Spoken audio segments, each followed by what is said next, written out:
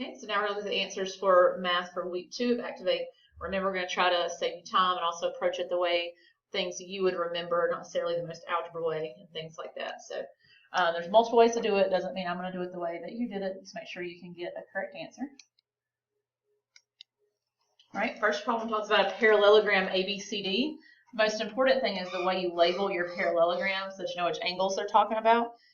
ABCD, it doesn't matter where you start, but you have to go around the shape. You cannot zigzag ABCD or ABCD, which a lot of people like to do. You have to make sure you go around the shape. So when they talk about angle ABC, it's kind of like a dot to dot, ABC. Remember the angle is going to be the letter, the vertex is going to be in the middle of those 3 letters. So it's talking about angle B right here. And then angle BCD is talking about angle C. BCD is angle C right here. So in a parallelogram, it wants to know what we would know about those two. If you remember, parallelogram means the opposite sides are parallel. So if these two are parallel, let's extend those. Think back to Math 2, Math 3. When you look at your parallel lines and your transversal, the 2 angles are called same side interior angles. Same side interior angles always add up to be 180 degrees. That's also a property of parallelograms if you just have it memorized. But I like to focus on the same side interior. Okay, number 7, or the second one, depending on how you have it numbered. Least common denominator. So least common denominator means that we're going to have to find the smallest number that 15, 12, and 8 divide into, because the denominator is the bottom. So we're only looking at the 15, the 12, and the 8, and we want to see what the smallest number is that all 3 divide into. Good news is you don't have to look at all the different multiples because they give you answer choices. So let's look at each answer choice and find the smallest one that 15, 12, and 8 divide into. So when you look at 40, 15 doesn't divide in. 120, it does divide by 15, 12, and 8. So you're done. 120 divided by 15, 120 divided by 12, 120 divided by 8. It does all divide evenly. They all divide in. So that's your lowest common denominator.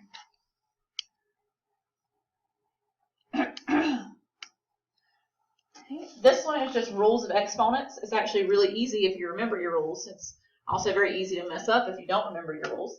Anytime things are written side by side in parentheses, that means you're multiplying. So let's start with the number in the front. 2 times 3 is 6. So we can go ahead and eliminate those answer choices.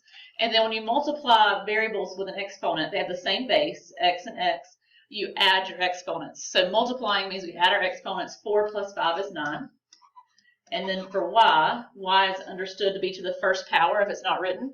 So y to the first times y to the 8th, you're going to add those together and you get y to the 9th.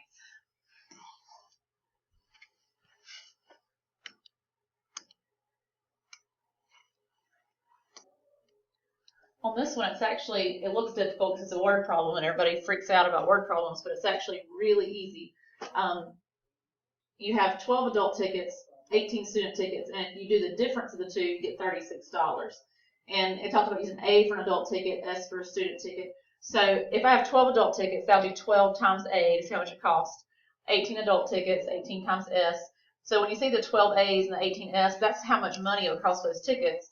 And if you do the difference, you get 36. So the key thing is it says difference. The word difference in math means subtraction. So you would be doing C automatically because that's the only subtraction one on the thing. Okay, and last one, if x is greater than 1, which of the following has the least value? So which one is the smallest? And I could get into a lot of math stuff, a lot of radical things, the square root, the radical. But what we're going to do is something a little bit easier. It says that x is going to be greater than 1. So let's just pick a number to use for x. And I'm going to use 3. So if I use 3 for x, this will be square root of 3, which I could do in my calculator. And that gives me 1.73. I could do the square root of 2 times 3, which is the square root of 6 is 2.45. Do the square root of 3 times 3, which is the square root of 9, which is just 3. I do 3 square root of 3, and my calculator gives me 5.2. And then I could just do 3 times 3, which is 9. So if I look, the one that has the least value is F.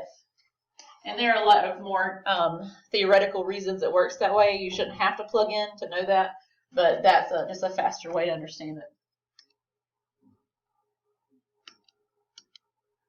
Okay, and there's the answers we just went over in case you can see those again.